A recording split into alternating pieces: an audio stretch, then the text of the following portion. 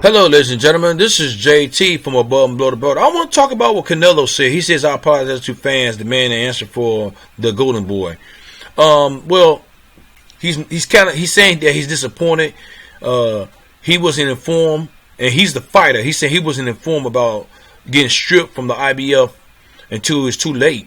You know what I'm saying? And he said, I think it was on Twitter. On Twitter, and he says.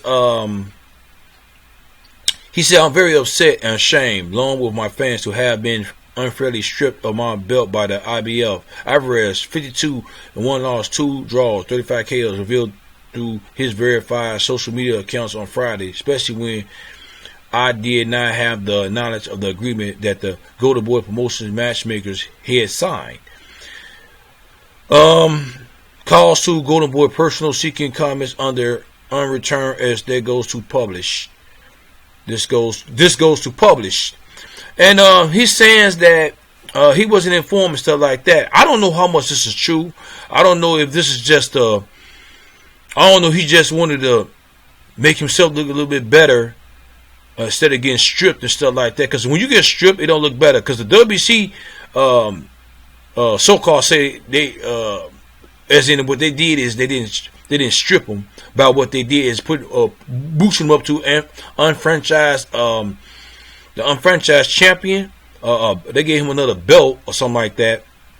But some people might say he still was stripped from the WBC strap. But he looked a little bit better because he didn't have to come out and say anything about that. But he did accepted that title. He did accepted it, giving up his belt too at the same time. So some people can call it a duck. Some people gonna say he didn't duck. But at the same time, that still don't look good because, you know, everybody fight for belts to get that money. And it said down. Of course, he had the belt, so giving up the belt, it won't. It depends. It depends. It won't look that big if taking another belt, but it may look a little bit bad to people who don't like Canelo Alvarez, or even if you're a hardcore fan and if you do like Canelo Alvarez, you might still look at it. It's not a good look because they kissing his butt at the same time because they want him to leave. But at the same time, if they want him to leave, then why would they boost him up to give him the franchise belt? That means that he probably didn't want to fight Jamal Charlo. That's what it sounds like to me. That's the reason why they'll boost him up there, because the franchise champion, he's untouchable. He don't have no mandatories with the WBC sanction with the WBC sanctioned bodies. He don't have to have no mandatory. So I know in the years he wasn't on good terms with the WBC, but I guess that changed and they wanted him to stay. So I guess that's what happens. But people could look at it two different ways too at the same time. You know what I'm saying? I already came up how I feel about it, but at the same time, but him getting stripped for the IBF belt, and some people say, man, this is the second time getting stripped or something like that. But it's not a good look, like I say. And if he was not informed by the Golden Boy, then he definitely got to talk to Oscar De La Hoya about this at the same time. And you know, one thing is, I wonder when his contract is up, because you know, one thing is, I mean, he's famous enough to have his own promotional company. You know what I'm saying? Let me tell you something. Even though, you know, some people try to compare him to the Floyd Mayweather too at the same time, but he's not there right now as being Floyd Mayweather, because Floyd Mayweather has his own company. And of course, they are two different fighters. They got two different styles too at the same time. He never, Floyd Mayweather never got stripped of one or two belts, or maybe even one belt. You know what I'm saying? And he never had clenbuterol in his system either. So PD's in his system, and he fought all the people that was in front of him, as in, and they wasn't past their prime either at the same time. Now now some people say he got two, or maybe one gift decision, or maybe two gift decision that was with